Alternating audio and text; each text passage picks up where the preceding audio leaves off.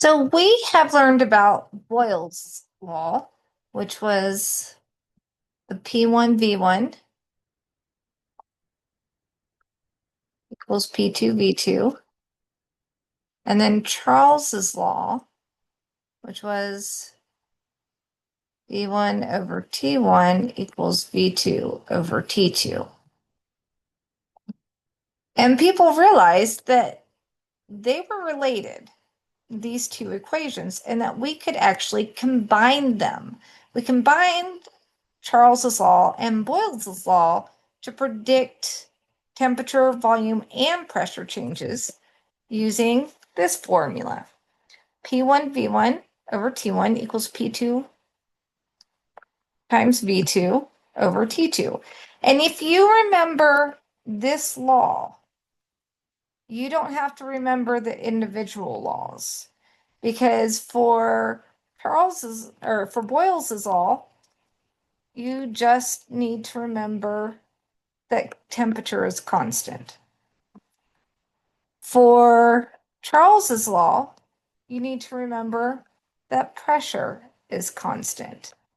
And you could just cover up or remove those pressures and you have Charles's law. Same thing with the temperatures to get Boyle's law.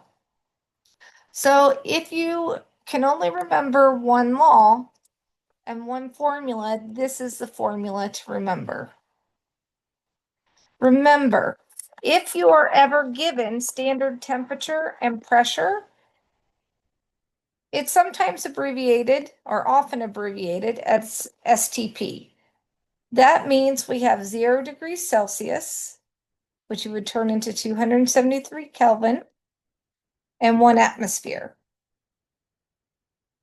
It's very common in science for them to just say it's STP. All right, let's do a practice question. We have a 154 milliliter sample of carbon dioxide gas. So V1 equals 154 milliliters. That's the first volume we're given. It's generated by burning graphite and pure oxygen. If the pressure of the generated gas is 121 kilopascals, that's the first pressure we're given, and its temperature is 117 degrees Celsius, what volume, so now we're looking for V2, would the gas occupy at STP? Now, on the previous page, we learned that STP stands for standard temperature and pressure. So the T2 is 0 degrees Celsius, and the P2 is 1 atmosphere. Now we know 1 atmosphere equals 101.3 kilopascals. That was pretty easy to convert because your units have to be the same in order to cancel out. So make sure you always change and convert your units if you need. Now, temperature, according to Charles's law, it has to be in kelvins.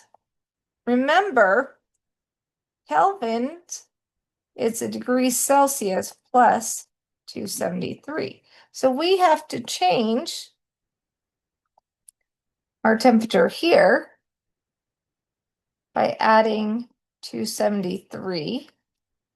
So 117 plus 217, or sorry, 117 plus 273 is 390 Kelvin. Because when you're dealing with gas laws, it's only proportional at kelvins, in kelvins. And then our T2 is 0 plus 273, which equals 273 Kelvin. So now we can put everything in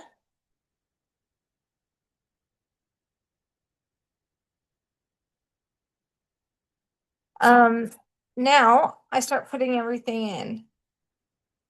I have P1 V1 over T1 equals P2 V2 over T2. So we look here and plug in numbers, but I want to solve for V2. So in order to do that, this is what I'm going to do. I'm going to multiply by T2 on both sides. So that cancels out. And then I need to divide by P2.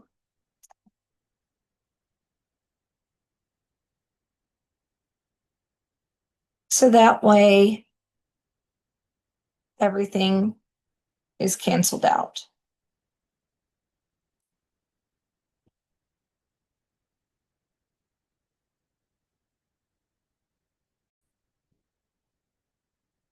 Now that we have this all solved, I'm going to rewrite it so it's a little bit neater. T2 times P1 times V1 all over P2 times T1 equals V2. Now we can substitute everything in. So I have T2, which is 273 Kelvin, times P1, which is 121 kilopascals, times my V1. I know all the numbers can get a little confusing. So that's why I'm changing colors, trying to help you keep track. Times 154 milliliters all over P2, which is my 101.3 kilopascals, times my T1, which is my 390 Kelvin. So now I'm going to look and see what I can cancel out. My kelvins cancel out. My kilopascals cancel out. That leaves me with my units in milliliters, which is good. That's the only unit I should have. This is why keeping units is good, because you can follow along when you have so many numbers and cross out to know that you set it up properly.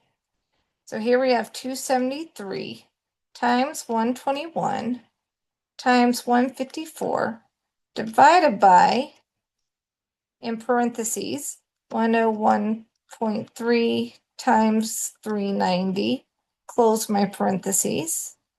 And that gives me 128.8 milliliters. Now, when putting it in a calculator, it's really important, if you have two numbers being multiplied like this on the bottom, to put it in parentheses within your calculator. Otherwise, you do 273 times 121 times 154 divided by 101.3, and it will do all of that. And if you say times, it'll times everything by 390 whenever you still need to divide it by 390. So make sure that you put in your calculator your numbers so that you're getting that in parentheses. Let me see if I can bring this up so that you could see it.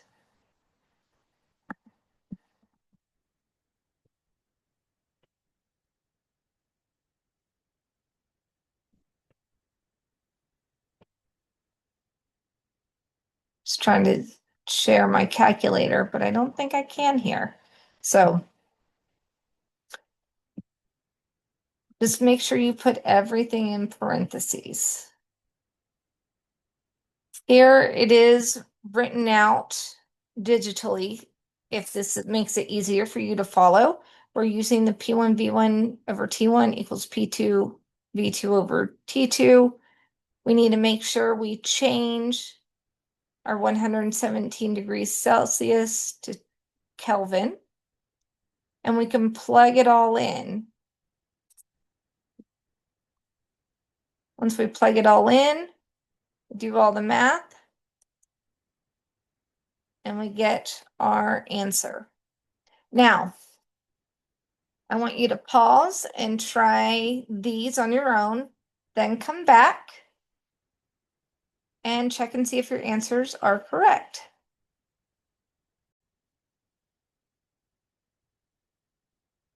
We have a sample of gas, and it has a volume of 2.0 liters at 300 Kelvin. So this is our V1 equals 2.0 liters. This is our T1, 300 Kelvin.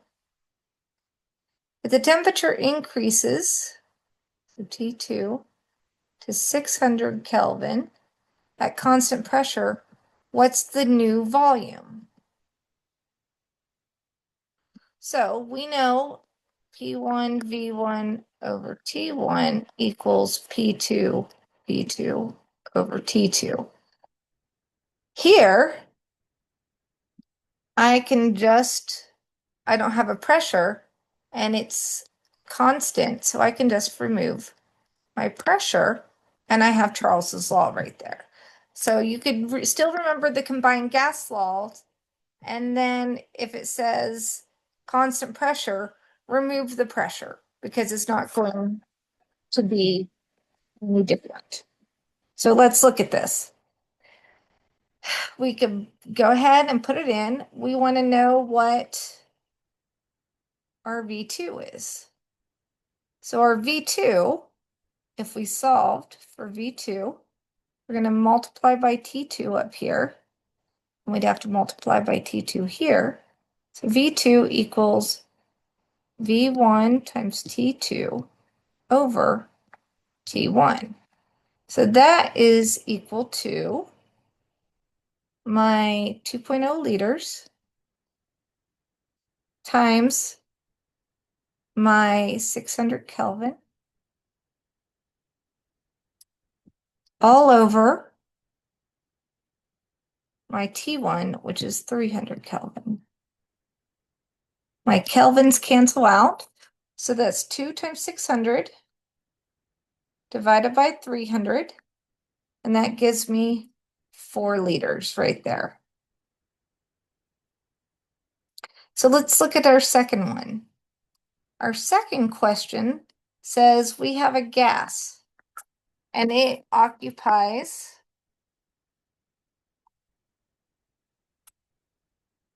let me change this color, 6 liters at 1 atmospheres.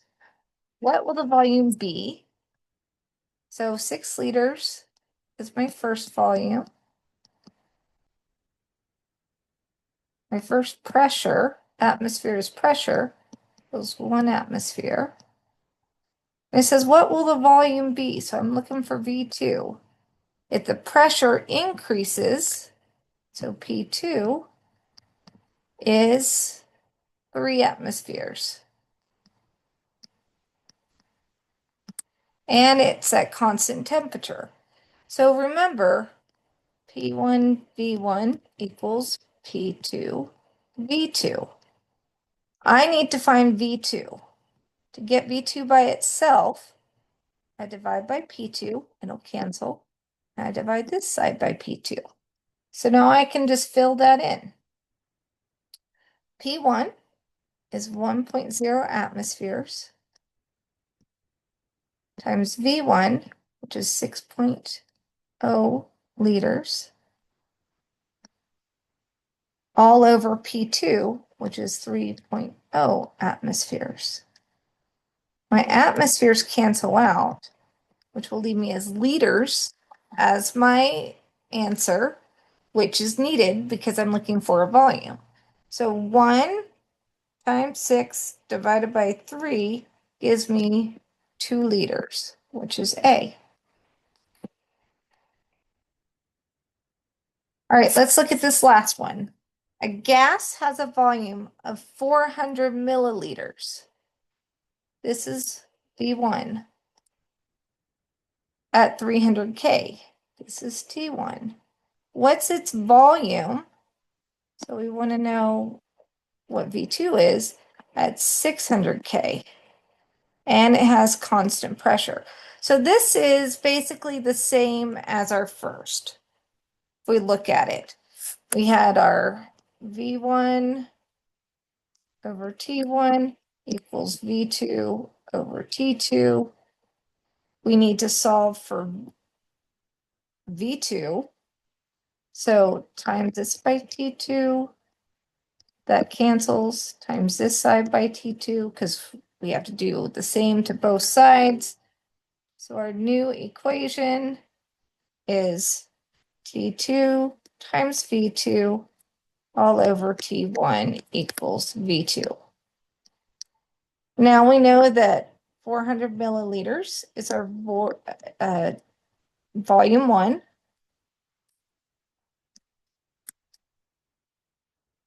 Our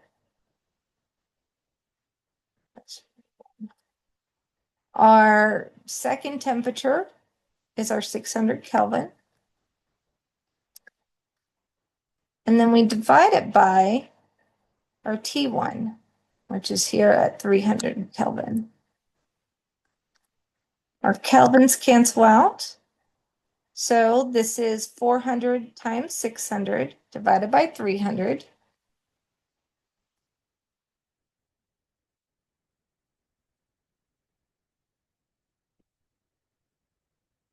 So our V2 equals 800 milliliters, because that is what our units are. Or C, 800 milliliters. All right. If you have questions, let me know. Practicing is the best way to do it. Make sure you show your units, and we'll talk to you next time.